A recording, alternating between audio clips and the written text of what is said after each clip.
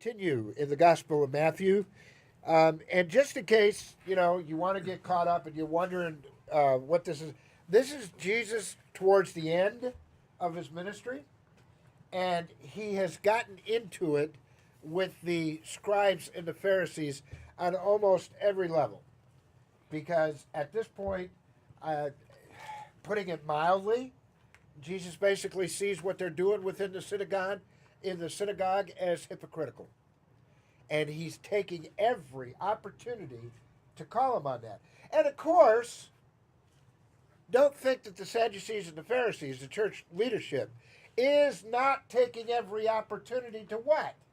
Go after him and to try to discredit him.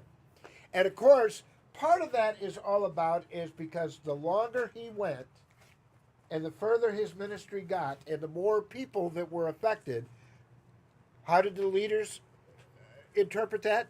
That he was gathering power. And that pretty soon their jobs weren't going to be worth too much if they let him go unchecked.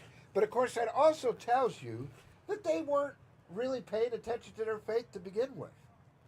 If they were so worried about Jesus having too much power and control that Jesus was giving it away, amen?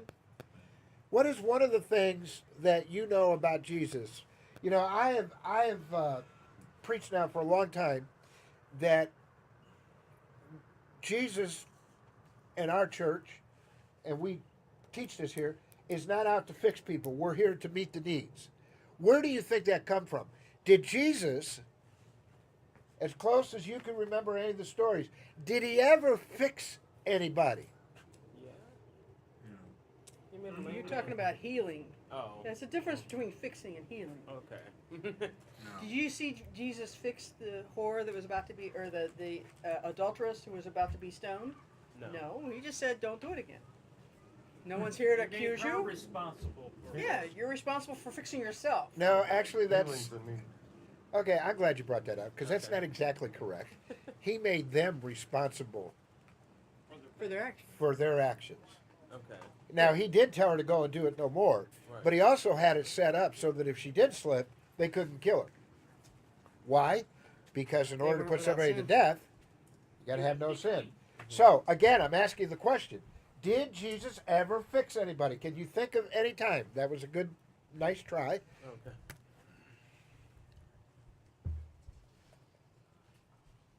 Fix them like as far as like make them right when they weren't already. Well, what does it mean when we say fix something? If you've got a flat tire, you fix it. You raise somebody from the dead. But that's not Okay. fixing it. Is That he's, Okay, that's why is that what not he's fixing it? Because he met a spiritual need. I mean, to me. This guy's good. And did he walk in there and go, oh, by the way, I am here to be a hero? No. No. No. He was asked. And this is my point, is that almost every miracle that we talk about, almost every action of Jesus come because somebody came to him Yeah. Okay. and said, I have a need. That is why the hygiene kits with Gentle Spirit Christian Church took off. Because back when we were handing out lunches and Bibles, it was no big deal. I mean, we went through a learning process about handing out food and all that kind of stuff. And of course now, by the way, folks, you need to pray for your pastor. Because do you know Marshall, you've heard me talk about Marshall Rainesfer. He works for Atlanta Harm, and he does a lot of work with the homeless. We have found out this week that the city of Atlanta has decided to enforce their ordinance of not feeding the hungry, Yes. publicly feeding them. Yeah. I want you to know that Marshall and I are not happy about that. Yeah. So, number one, you need to pray. Number two, you need to start saving your money. So you bail my butt out of jail. I don't think I'm going to do well in jail. But if that's what it takes, okay, because I cannot believe, I saw a picture of a guy digging through a garbage can. If that, and there are some people that are so cold and cynical. They saw that picture and said, well, all he needs to do is get off of drugs and go get a job. Like, that's easy. Okay, where's he supposed to get rehab? As simple as that. And who's going to hire him? Yeah. Because he has a history. I mean, you know, Especially if he has a police, if he has a prison record, that's gonna be. right. That's Make it even difficult. Yeah. So this is where this really starts today, folks. In this story that you're about to hear is the religious authorities, who were really the law, are trying to set Jesus up. And it goes as follows. Then the Pharisees plotted a way to trap him into saying something damaging.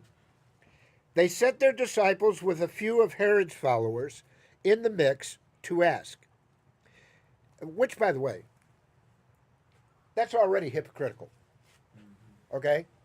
Because the Jews, you know, the average American Jew, the average Jerusalem Jew didn't like the Herodians. And why not? Because Herod was screwing anything that would move. He was an adulterer. He'd also sold out to Rome. The pawn. So the fact that the religious leaders sent some people with their people from him already tells you that they were trying to play both ends against the middle. Okay? Teacher, get this is dripping with sarcasm. Teacher, we know you have integrity. Teach the way of God accurately and are indifferent to popular opinion. And you don't pander to your students. So tell us honestly, is it right to pay taxes to Caesar or not? Let's stop there for a minute. Let me puff up your head and then ask my question. Yes. We know you're an honest guy. And we know that you don't make things easy on your followers. Should we be paying taxes to Caesar? Folks, what do you think? Well, that's because you know the front end of that. Bag end. Well, that, No, the back end of the story. But what do you think when you hear that? I mean, if we're really honest, as Americans who are what? Capitalists, what have we taught? Pay your taxes. Pay your taxes. I mean, we have made it a matter of being patriotic. If you don't pay your taxes, somehow you don't love the country. Who is your God, Yahweh or Caesar? So, now, the reason this was a no-win situation for Jesus on this question is because obviously the Pharisees and the Sadducees didn't want to pay tax to Rome, right? Okay, the Herodians, well, they were in favor of those taxes. Why? Because Herod was giving off the top. He was getting the cahoots with- payoff. Yeah, he was in cahoots with Caesar. All right? So now they think they got it. You need to tell us, should we be paying this tax? That would get them in trouble all the way. Yeah, there is no good answer. And Jesus knew they were up to no good. And he said, why are you playing these games with me? Why are you trying to trap me? Do you have a coin? Let me see it. And they handed him a silver piece. This engraving, who does it look like? And whose name is on it? And they said, Caesar. Then give to Caesar what is his, and give God what is God's. Hot dog. The Pharisees were speechless, and they went off shaking their head. And saying under the breath, crap, he didn't take the bait. I thought for sure we had him. Give to Caesar what is Caesar, and what God. is God's to God. So, what is God's? You, Our, your our life. Our Our life, life. Our love. you, what Our else? faith. Passion, prayer, and intelligence. Everything in the universe. Passion, prayer, intelligence. What else? Our faith. All right, here's a question you need to answer. How many of you don't raise your hand? This is one of these things you don't want. I don't want to give anything away because this is between you and God. But how many of you tithe? Okay. And as you think about that, how many of you have to really work to volunteer time to work at this church? And once you're done with that, how many of you helped a homeless person either get something to eat, something to drink, or shelter?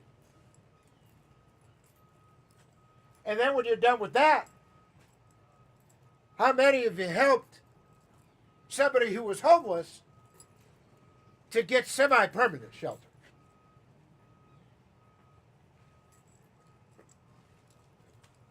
Here's what this story is about. Whenever you've heard this story preached, what is it? It's a stewardship sermon, amen? You know, y'all got to dig down deep into your pockets and sign your pledge cards and do all that crap that the mainline church wants you to do to support their budget. Amen? And Lance and I have been very clear on this for a long time. I do not do money sermons. It's between you and God.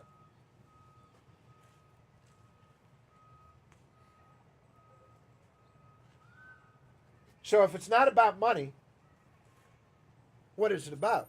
Really? You see, Jesus wasn't also snooty with them, but he asked them a real question. What are you giving to God? Now, you know, that's a really hard question to talk about. Okay. Have you ever heard of Jesus giving to the synagogue? Well, he talked about tithing. He talked about it. I mean, he observed. And just because we don't have a physical story about him tithing didn't mean he didn't. Because he supported it. Although, he did have something to say about that, remember? Because remember when he was standing there at the temple and the Pharisee come by and dropped in his 10%? And then this lady come by and she dropped in 2 pennies and he looked at his disciples and said, so who did what they were, who's blessed in the eyes of God? And they didn't have an answer to that because they thought he was trying to trap them. So he said, look, it's really pretty simple. The Pharisee gave out of what he could afford. The woman, she is blessed because she gave what she couldn't afford. Hello. When was the last time you made a donation to something and you couldn't afford it? Ow. Wait a minute, Pastor. Now, come on. You've just gone for preaching. I was doing fine, but now you're meddling. No, because that's what this story is about. What are you giving to God? And the bottom line is, the reason it's so hard for us to wrap our head around that is because we are a bunch of capitalists. That is what we are taught.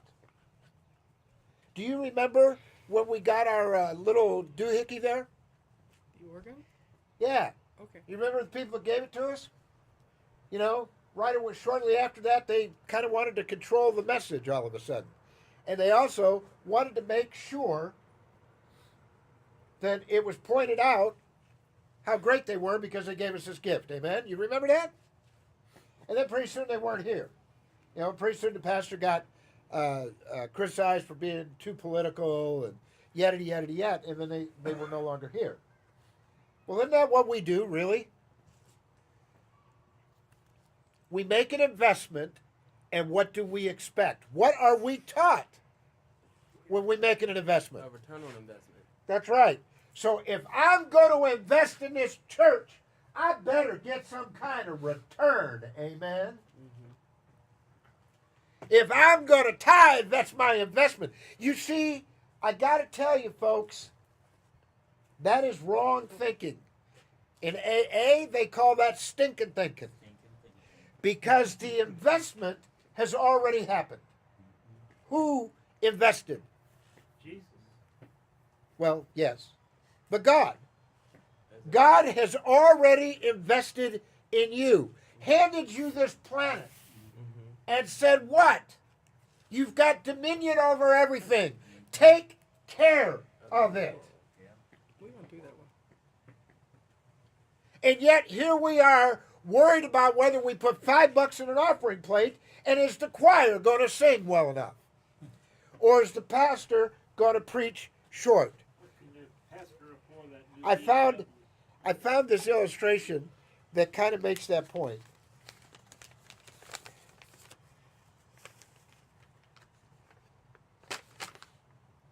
In a church, a minister announced that if his congregation reached a certain fundraising goal, he would permit them to place a clock on the pulpit. A clock. A clock Oh, wait, on the pulpit. wait. Can you read that again? Yeah.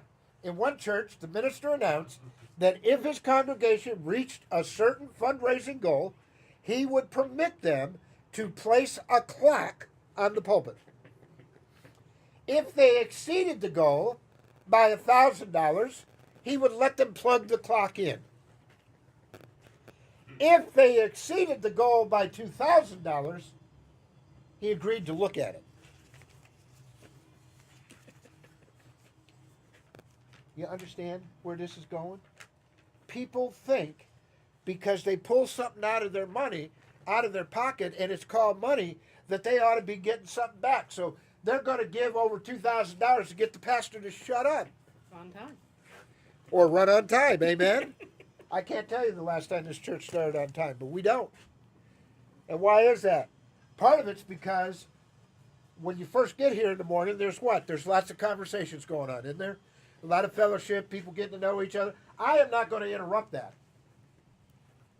I'm also going to give other people who are habitually running behind, Chance to get I won't name any names, a chance to get here before we get to the message, amen? And the other side of that is, I've also decided at this point that if God is invested in us, then what we owe God is what? A return. Yeah. Boy, won't that change your life. Won't that change your life? How are you living your life? Are you the return that God is expecting? Oh, Pastor, you didn't say that to me. Yes, sir. Isaiah 55:11. So as the snow and the rain come down from heaven and gives bread to the sower and wheat to the field, so does my word does not return to me void.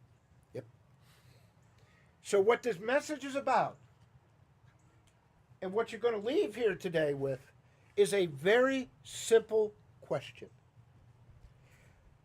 God is invested in you. You are uniquely and wonderfully made in the image of God. And God has given you the ability to think, the ability to be fair, to be forgiving, and to walk humbly with that which created you. That has all been invested in you. So today there's just one question. What's God's return that you're giving Him? That you're giving back to God. And see, you don't need a set of rules in the church. You know, in churches they have like active membership. Okay, I remember sitting in church meetings as a pastor in MCC and listening to fights over, well, they got to be here 3 out of 4 Sundays. They got to tithe. They got to this. They got to that. And they got... No, folks. The only person who can answer that return on investment is you. And I would hope that you would think about it this week. God bless you.